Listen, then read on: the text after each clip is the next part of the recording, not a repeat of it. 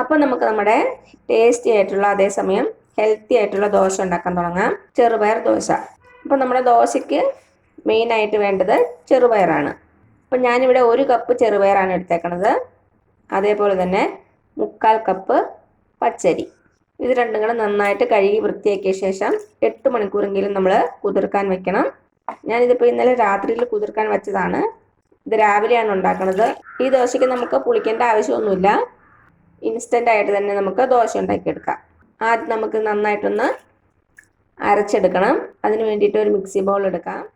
നമ്മളിത് അരയ്ക്കുമ്പോൾ അതിൻ്റെ കൂടെ കുറച്ച് സാധനങ്ങൾ കൂടി ചേർക്കണം. ആദ്യം നമുക്കിതിലേക്ക് ഒരു 1/2 ടീസ്പൂൺ ജീരകം ചേർത്ത് കൊടുക്കാം. Cumin seeds. പിന്നെ വേണ്ടത് ഒരു ചെറിയ കഷ്ണം ഇഞ്ചി. അത് ചെറുതായിട്ടൊന്ന് കട്ട് ചെയ്തിട്ട് കൊടുക്കാം.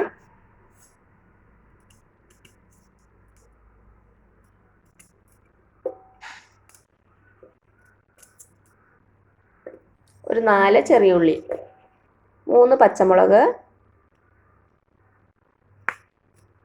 കട്ട് ചെയ്തിട്ട് കൊടുക്കാം. ഇനി ഇതിലേക്ക് നമുക്ക് നമ്മുടെ പച്ചരിയും ചെറുപയറും കൂടെ ഇട്ട് കൊടുക്കാം.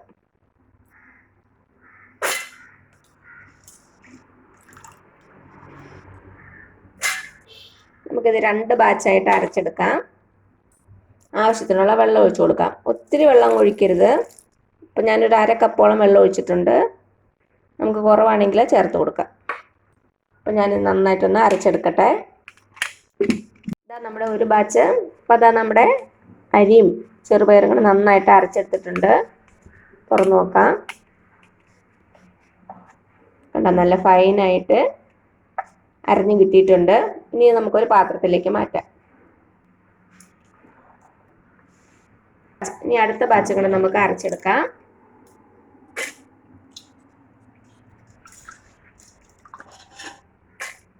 ആവശ്യത്തിനുള്ള വെള്ളം ഒഴിച്ചു കൊടുക്കാം.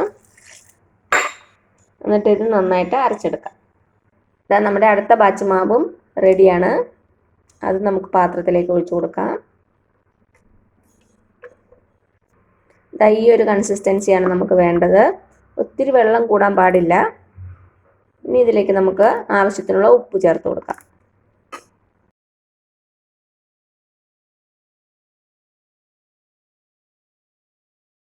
നന്നായിട്ട് മിക്സ് ചെയ്ത് കൊടുക്കാം.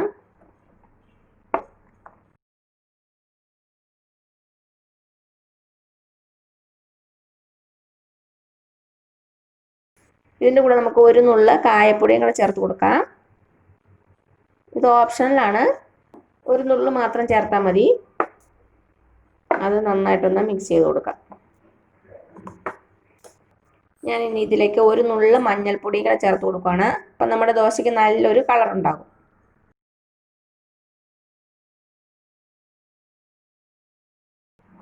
അപ്പം നന്നായിട്ട് മിക്സ് ചെയ്ത് കൊടുത്തു. ഉപ്പൊന്ന് ചെക്ക് ചെയ്ത് നോക്കുക. കുറവാണെങ്കിൽ ചേർത്ത് കൊടുക്കുക. ഇനി നമുക്ക് ദോശ ചുട്ടെടുക്കാം. ഇത് പുളിക്കേണ്ട ആവശ്യമൊന്നുമില്ല. നമുക്ക് അപ്പം തന്നെ ചുട്ടെടുക്കാവുന്നതേ ഉള്ളൂ. അപ്പം എന്താ, ഞാനൊരു പാൻ അടുപ്പത്ത് വെച്ചിട്ടുണ്ട്. ഇതൊന്ന് ചൂടാകട്ടെ. ഒത്തിരി അങ്ങ് ചൂടാകരുത്. ഒരു മീഡിയം ചൂടാകുമ്പോൾ നമുക്ക് മാവ് ഒഴിച്ചു കൊടുക്കണം. ഇതാ നമ്മുടെ പാൻ ചൂടായിട്ടുണ്ട്. ഇതിലേക്ക് നമുക്ക് മാവ് ഒഴിച്ചു കൊടുക്കാം.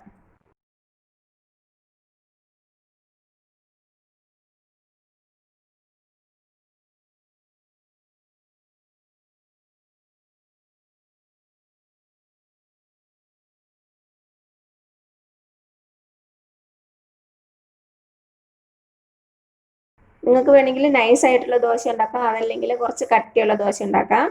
സോഫ്റ്റ് ആയിട്ടുള്ള ദോശ അത് നിങ്ങളുടെ ഇഷ്ടത്തിനനുസരിച്ച് പരത്തി കൊടുത്താൽ മതി. ഇനി നമുക്ക് ചെറുതീയിൽ വെച്ച് നന്നായിട്ടൊന്ന് വേവിച്ചെടുക്കാം. ചെറുതായിട്ടൊന്ന് വെന്ത ശേഷം കുറച്ച് നെയ്യോ ഓയിലോ ഒന്ന് തടവി കൊടുക്കാം. ഞാനിപ്പോൾ ഇവിടെ കുറച്ച് നെയ്യാണ് തടവി കൊടുക്കുന്നത്. നല്ലൊരു ഗോൾഡൻ കളർ ആവുന്നവരെ വെയിറ്റ് ചെയ്യാം. ഇനി നമുക്ക് മറിച്ചിട്ട് കൊടുക്കാം. ഞാനിപ്പോൾ ഇവിടെ കുറച്ച് കനത്തിലാണ് ചുട്ടേക്കുന്നത്. അത് കാരണമാണ് മറിച്ചിടുന്നത്. നിങ്ങൾ നൈസായിട്ട് പരത്തുവാണെങ്കിൽ മറിച്ചിട്ട് കൊടുക്കേണ്ട ആവശ്യമില്ല. ഇതാ നമ്മുടെ ഒരു ദോശ റെഡി ആയിട്ടുണ്ട്. നല്ല ഗോൾഡൻ കളറായിട്ടുണ്ട്. ഇതിനി നമുക്കൊരു പാത്രത്തിലേക്ക് മാറ്റാം. ഇനി അടുത്ത ദോശ ചുട്ടെടുക്കാം. പാൻ ഒത്തിരി ചൂടാണെങ്കിൽ കുറച്ച് വെള്ളം ഒന്ന് തളിച്ച് കൊടുക്കുക.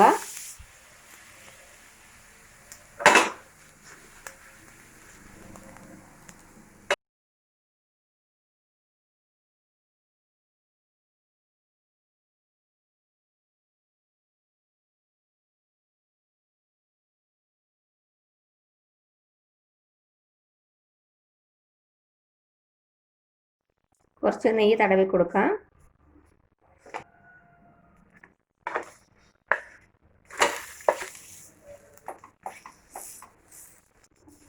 ഇതാ നമ്മുടെ അടുത്ത ദോശ റെഡി ആയിട്ടുണ്ട്. അപ്പോൾ അതാ ഇത്രയുള്ള നമ്മുടെ ഹെൽത്തി ആയിട്ടുള്ള അതേപോലെ തന്നെ നല്ല ടേസ്റ്റി ആയിട്ടുള്ള വളരെ എളുപ്പത്തിൽ തയ്യാറാക്കാൻ പറ്റിയ ചെറുപയർ ദോശ. എല്ലാവരും ഒന്ന് ട്രൈ ചെയ്ത് നോക്കണേ. എന്നിട്ട് അഭിപ്രായങ്ങളൊന്നും അറിയിക്കാൻ മറക്കരുത്. അപ്പോൾ ഈ വീഡിയോ ഇഷ്ടമായാൽ താഴെ കാണുന്ന ചുമന്ന സബ്സ്ക്രൈബ് ബട്ടണിൽ ഒന്ന് പ്രസ് ചെയ്ത് സപ്പോർട്ട് ചെയ്യണേ. അപ്പോൾ അതിന് തൊട്ടടുത്തൊരു ബെല്ലൈക്കൺ വരും. അതുങ്ങളെ പ്രസ് ചെയ്ത് ഓൺ എന്നുള്ള ഓപ്ഷൻ കൊടുക്കുക. ഇനി പുതിയ റെസിപ്പി ആയിട്ട് വരുന്നവരേക്കും thank you so much. By.